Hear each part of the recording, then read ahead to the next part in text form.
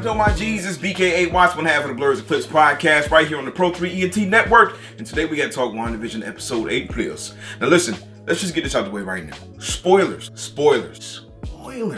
So many spoilers, dog. We spoiling everything, at least some of it. Now that the pleasantries are out of the way, I don't care. I know, I need a haircut. Whatever.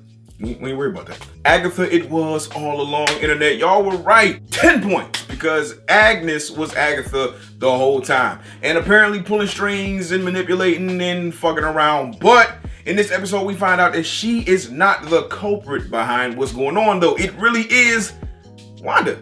So Monica was right back in episode 3/4. Let's hit the key highlight points. One, we open this thing up in the 1600s, Salem, seeing her coven, Agatha's coven, trying to take her out because she apparently is tapping into dark magic that they don't want her using, but she absorbs this power. Now I wonder if she can just absorb magical powers or if she can absorb any type of power that is blast at her. Whatever questions and the answers. But after that opening scene, we go back to the creepy basement. We get to see that rabbit, man. Listen, I don't know if that thing is a familiar because that's familiar with witches, or if it could be somebody else who's pulling Agatha's strings hiding in plain sight. I guess we're gonna find out.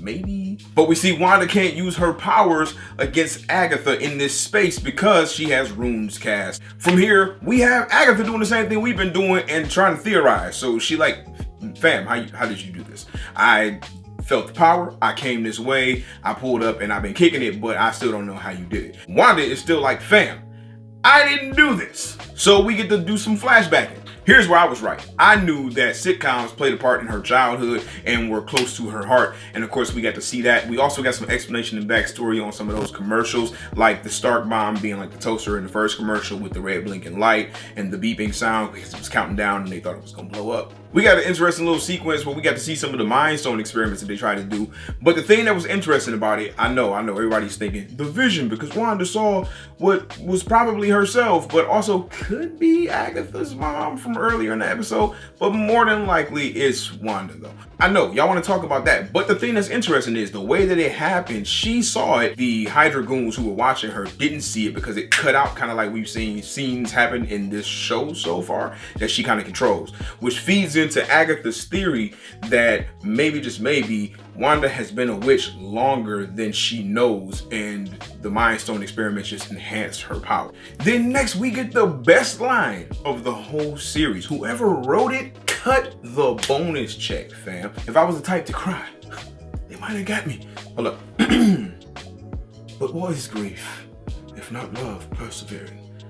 How'd I do? Out here, baby. IMDb credits. Next, we find out that Hayward is a fucking liar because he said that Wanda stole Vision's body, but she clearly did not. She pulled up to the sword base peacefully. She was a little pissed, but then she goes inside of that joint and then she gets to see Vision's body peacefully. She tries to magic his forehead and can't feel him because his little Uzi Vert is gone. And then from there, she just turns around and fucking leaves because they tell her, "Ayo, dog, we can't let you put $100 million worth of vibranium into the freaking ground."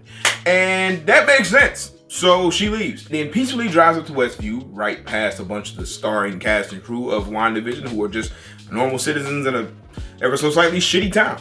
And from there, she goes to a plot of land that she unfolds this piece of paper and it says, "For us to grow old in V," which is confusing because, dog, you're a robot. Do you grow old? But then seeing Agatha and also like the ancient one, it makes me wonder, do like sorcerers, witches, magical beings, do they age? Or do they age the same? We know they can die, but do they age past like the maturity point? More questions I need to ask. From that point, her loneliness takes her to a rock bottom that then makes her project out crazy energy, and she creates the Hex right there in that plot of land. And she uses red energy for that, and then she uses yellow energy residual from the Mind Stone to create Vision. And then the next question that raises is, how are they tracking the decay signature of vibranium inside the Hex if there was no vibranium inside the Hex because she didn't take the body? After this moment, Wanda is realizing, oh shit, I did do it, and then she hears her kids screaming. She realizes she's in a pseudo studio and shoots outside to see Agatha with the kids tied up with some crazy purple bands around their necks, and tells her that she is the Scarlet Witch, which is the first time we get to hear that. And that wraps the episode up for us. And of course, we had the post-credit scene. I ain't gonna leave y'all hanging on that joint. It seems that they gave Vision a paint job and repaired his forehead and gave him a new power source, and then jolted it to life using the residual leftover energy from the drone that they tried to attack Wanda with a couple episodes back, and they powered up the White Vision with it. So something's gonna happen. But the thing that I'm wondering is, what is something? Because there's a lot of stuff out here that they need to tie up for this finale episode. There's a lot riding on it, and I don't know if they are going to accomplish everything that we as fans would like them to in the next episode.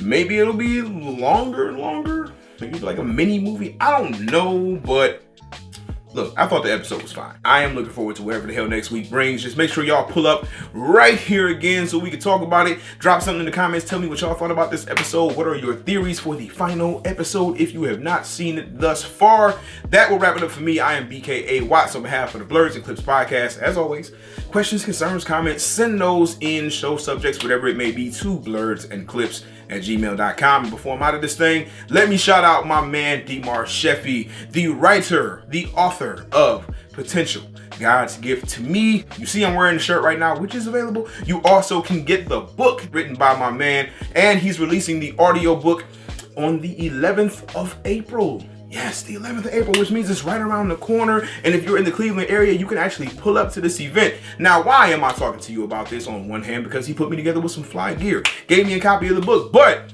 guess whose sultry voice you'll hear if you get the audiobook narrating his story? Yes, my Jesus, your boy. So make sure y'all tap in with me, man. Link will be in the description. I'll holla at y'all for the finale, and I'll see y'all next week.